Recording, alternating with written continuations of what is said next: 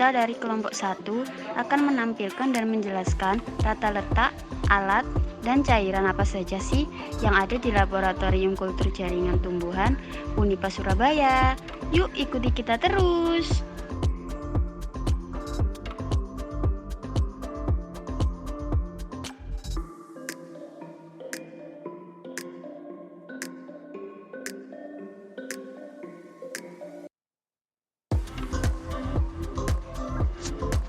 Pertama-tama, saya akan memperkenalkan satu persatu anggota kelompok saya.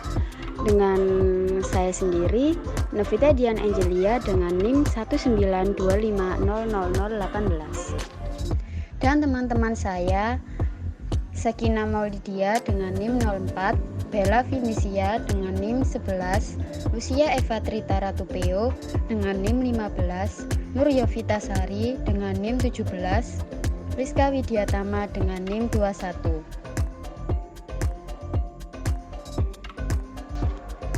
Selanjutnya ada Fareza Helmi, Krisna Firmansyah, Ahmad Luki, Saila Firdaus, Neka Alfas, dan terakhir Muhammad Hafid Isam.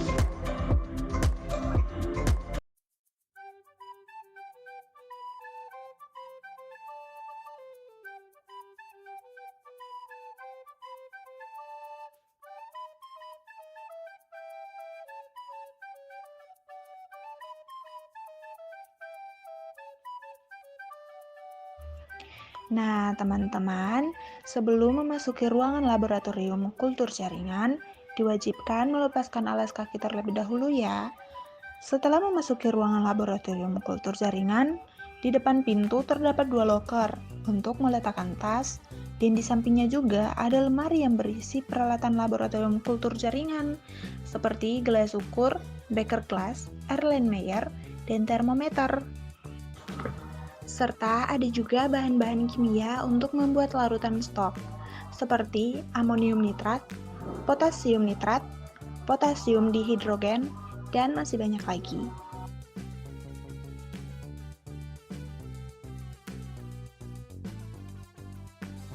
Serta di sisi rak lainnya ini berisikan pipet, gunting, corong, pinset, dan gelas ukur.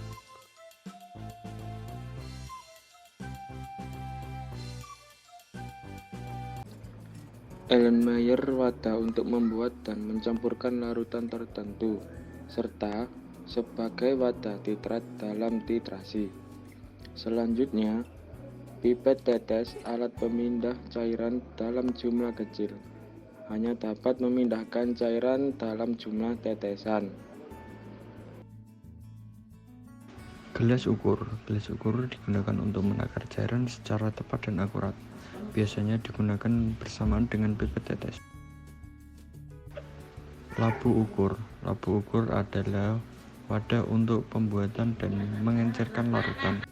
Pembakar spiritus adalah alat untuk memanaskan larutan atau membakar zat dalam proses percobaan kimia. Untuk ruangan yang pertama, ada ruangan preparasi. Ruangan ini digunakan untuk menyiapkan bahan-bahan dan alat-alat untuk membuat media. Di ruangan ini ada alat spektrofotometer, timbangan analitik, oven, magnetic stirrer, water bath, dan juga lemari es untuk meletakkan beberapa cairan bahan pembuatan media. Untuk spektrofotometer digunakan untuk mengukur energi cahaya secara relatif jika energi tersebut ditransmisikan, direfleksikan, atau diemisikan sebagai fungsi dari panjang gelombang. Selanjutnya ada neraca analitik. Neraca analitik sering disebut juga neraca laboratorium, adalah jenis neraca yang dirancang untuk mengukur massa kecil dalam rentang submiligram. Mengapa neraca ini selalu ditutup dengan kaca? Karena neraca ini sangat sensitif. Salah satu yang bisa menyebabkan terganggunya fungsi penimbangan adalah adanya angin. Neraca ini sebaiknya tidak diletakkan di bawah AC.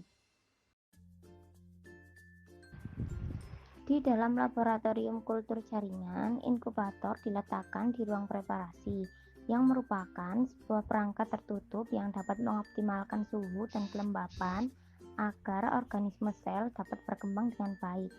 Fungsinya untuk membudidayakan organisme sel baik uniseluler maupun multiseluler. Yang kelima ada shaker, yaitu alat pengaduk botol kultur dan digunakan untuk mengaduk eksplan yang ditanam pada media kultur cair. Selanjutnya yang keenam ada lemari es, yang digunakan untuk menyimpan stok-stok media kultur agar tidak cepat rusak.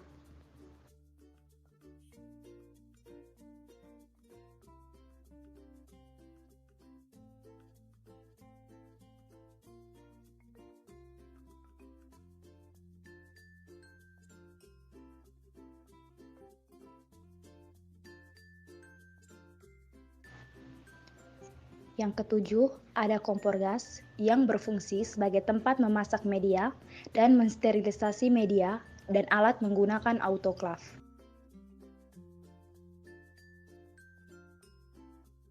Hot plate magnetic stirrer.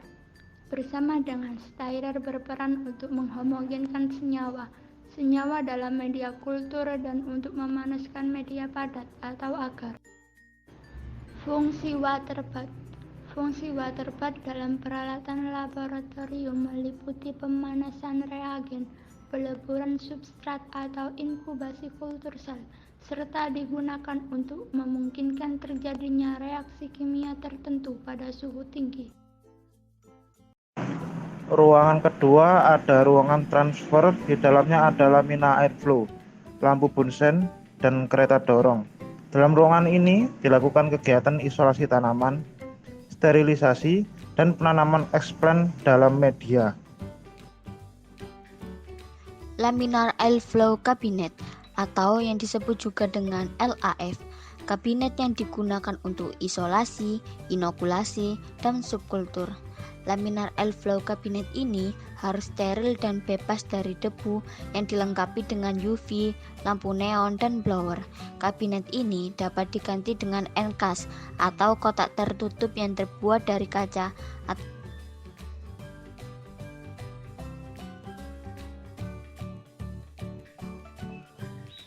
Kemudian ada ruang inkubasi yang harus dijaga kebersihannya dan sebisa mungkin dihindari terlalu banyak keluar masuknya orang-orang yang tidak berkepentingan. Ruangan ini berisikan rak-rak kultur yang berfungsi sebagai menampung botol-botol kultur yang berisi tanaman. Rak ini juga dilengkapi dengan lampu-lampu sebagai sumber cahaya bagi tanaman kultur. Selain rak kultur, ruang kultur juga harus dilengkapi dengan AC, pengukur suhu, dan kelembapan.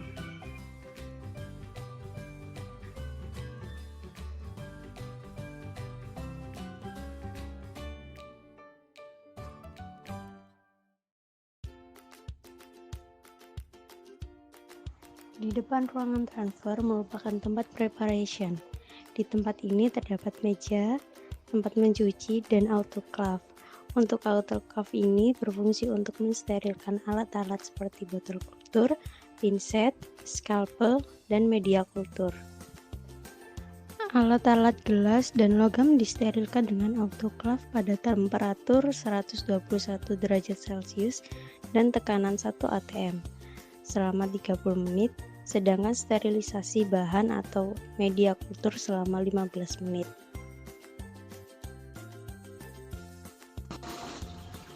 Selanjutnya, di ruangan persiapan terdapat tempat cuci di mana yang berfungsi sebagai alat-alat seperti botol media, gelas ukur, dan lain sebagainya, yang dilengkapi dengan kran dan alat cuci seperti yang ada di video. Dari observasi yang kami lakukan terhadap Laboratorium Kultur Jaringan Tumbuhan Program Studi Biologi Universitas PGRI Adibuana Surabaya, dapat diketahui sudah cukup lengkap peralatan yang dimiliki sesuai dengan daftar peralatan yang harus ada di Laboratorium Kultur Jaringan. Ditinjau dari segi ruangan lab tersebut, sudah benar terdapat ruangan preparasi, ruangan transfer, dan ruangan inkubasi. Namun di laboratorium tersebut tidak memiliki ruang. Penjelasan dari ruangan aklimatisasi sendiri yaitu suatu upaya mengondisikan planlet atau tunas mikro hasil perbanyakan melalui kultur jaringan ke lingkungan di luar botol.